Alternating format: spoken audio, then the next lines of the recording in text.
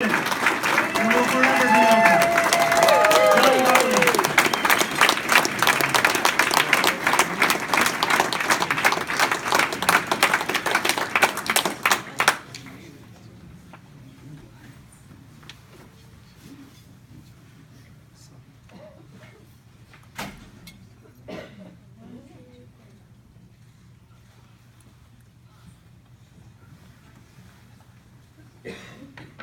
Right.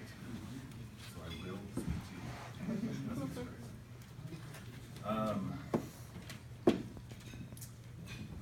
For they have sown the wind, and they shall reap the whirlwind.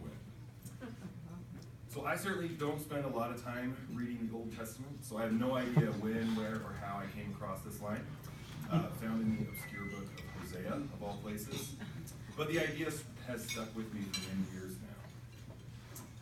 We tend to think of life like a simple linear equation, like 2 + 2 = 4. You get out what you put in is the conventional wisdom. But that often doesn't seem quite right to me. Our actions sent out as wind are returned to us for better or worse as a whirlwind, much larger in magnitude than the small gusts we have. This seems to me to be why when we struggle or when we fail, we tend to think life may have played a cruel trick on us. We think, what did I do to deserve this? After all, the person whose success we may envy, they're only slightly better than us, maybe they only work a little harder than us, right? Yet the outcomes are disproportionate to our perceived input. On the other side of the coin, you often hear a person who has found some success say things like, never in my wildest dreams did I think things would turn out this well. I've kind of been on both sides of this, and fortunately tonight we're here to commemorate events that have led to good outcomes. For when I got the call informing me I was being inducted into the BYU Hall of Fame, my first thought was, in fact, never in my wildest dreams did I think things could have turned out this well. The first factor that I think resulted in this outcome could be termed as good fortune. Things I've had little to no control over.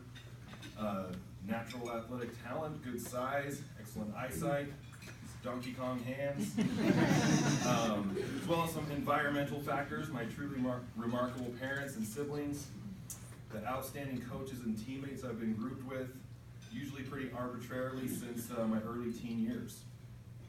And when I specifically consider my BYU teammates, it's obvious to anyone who watched our team that I played with guys who were exceptional football players and big-time performers. But in the years since, I've been happily amazed to see that every single guy I've kept in touch with, or even really have the slightest bit of contact with,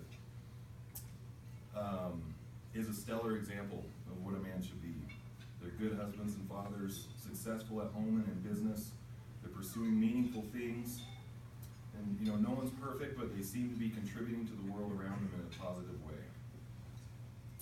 I'm happy and fortunate that I was able to be associated with them.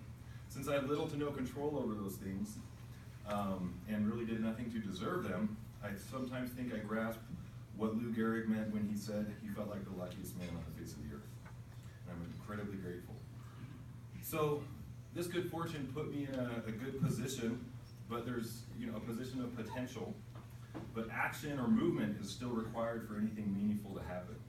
And I guess the other factor that's led me here would be a simple choice. So besides thanking good fortune, I hope it doesn't seem too narcissistic to thank 22-year-old me, who in many ways I kind of regard as a bit of an idiot sometimes. But at least he made a couple good choices, one of those being successfully courting my wonderful wife, Tiare. Some good luck and good fortune there, I'm sure, as well. But the choice that I think really put me on this path was a choice I made after my sophomore year at BYU. I'd returned from an LDS mission and pretty much experienced a total disaster of a year. If I had time to describe my inadequacy, it would probably horrify you. But suffice it to say, I was not in the asset column of the program. I came very near to resigning myself to failure and accepting maybe I wasn't cut out for this level of football, and just kind of maybe going through the motions until I graduated. But staring into that potential fate, I had enough of a spark inside to say to myself, I'm not going to do that. I'm not going to be beaten and just give in to this. I don't even know what this was precisely. For a while, I thought that emotion might have been anger, maybe directed even at coaches or teammates, football, life in general, for the frustrations that I had experienced.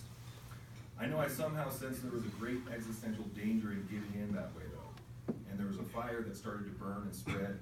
And I think this kind of burning was directed at the idea of indulging an easily rationalized temptation of compromising what you're willing to expect and accept from yourself. However, I told myself, I'm here, while I'm here, I'm going to fight, I'm going to get after it every day, every drill, every play, and whatever happens from there is out of my hands. And then most importantly, I followed through. I wasn't perfect, I was pretty close. I won nearly every wind sprint that off season, consciously making it a point to always stand tall afterwards, never clutching my knees or appearing to be defeated by exhaustion.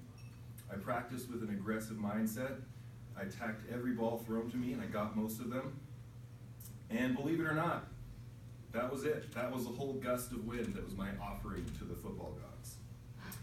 And the whirlwind that returned. Typing this up, it didn't sound quite this self. I got better, I got faster, my skills became more honed. All of a sudden, newspapers are mentioning me as someone having an impact in practice. The ball's coming my way more often. Before I knew it, I was shouldering responsibilities a player our team relied on, being named our receiver of the year. I was in the right spot at the right time and became a featured participant in what is apparently the most celebrated play in BYU history.